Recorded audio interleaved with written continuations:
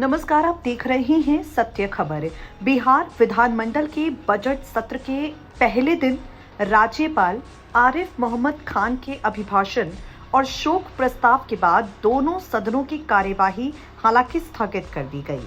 आपको बता दें, यहां पर पूरी तरह से बाबूलाल मरांडी ने नेता प्रतिपक्ष होते हुए मुख्यमंत्री हेमंत सोरेन पर सबसे बड़ा राजनीतिक हमला बोला है। नेता प्रतिपक्ष की भूमिका को निभाते हुए बाबूलाल मरांडी ने हेमंत सोरेन की सरकार पर पूरी तरह से सवाल उठाए हैं।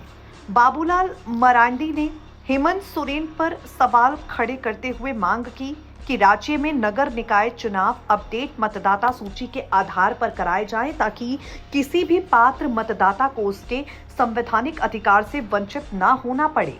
मरांडी ने कहा, मुझे ये जानकारी मिल रही है कि राज्य सरकार ने नगर निकाय चुनाव अक्टूबर 2024 की मतदाता सूची के आधार पर कराने की तैयारी की है। ये वही मतदाता सूची है जिसके आधार पर विधानसभा चुनाव संपन्न कराए गए थे। इसका सीधा अर्थ यह होगा कि 1 अक्टूबर 2024 के बाद मतदाता सूची में जुड़े नए मतदाता और वे मतदाता जिन्होंने अपना नाम एक स्थान से दूसरे स्थान पर ट्रांसफर कराया है, वो मतदान नहीं कर सकेंगे। इस स्थिति में पिछले करीब 15 महीनों के दौरान मतदाता सूची में शामिल हुए हजारों नए मतदाता अपने मताधिकार से वंचित हो जाएंगे।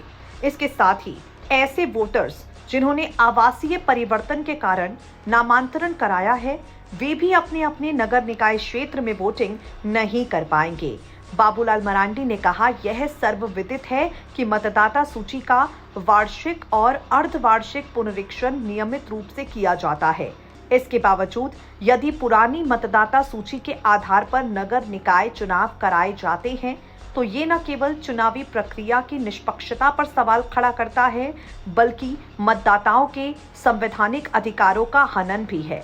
लोकतंत्र में किसी भी नागरिक को मतदाता के अधिकार से वंचित करना गंभीर अन्याय की श्रेणी में आता है। शहर की सरकार चुनने की प्रक्रिया में प्रत्येक पात्र मतदाता की भागीदारी सुनिश्चित करना राज्य सरकार की संवैधानिक जिम्मेदारी है। अगर इस दिशा में गंभीरता नहीं दिखाई गई तो यह मुद्दा राज्यव्यापी आंदोलन का रूप भी ले सकता है। बाबूलाल मरांडी ने एक के बाद एक हेमंत सोरेन की सरकार द्वारा लिए जा रहे फैसलों पर सवाल तो खड़े किए ही, इसके साथ ही बाबूलाल मरांडी ने हेमंत सोरेन को यहां पर धमकी भी दे दी। साफ साफ कह दिया कि अगर वोटर्स के साथ किसी तरह का कोई खिलवाड़ किया गया तो यहां पर राष्ट्रव्यापी आंदोलन होगा। इस मामले पर आपकी क्या राय है? बाबूलाल मरांडी के आरोपों से, हेमंत सोरेन के फैसलों से आप कितने सहमत हैं? नीचे दिए गए कमेंट सेक्शन में कमेंट करके हमें बताना बिल्कुल भी न भूलें।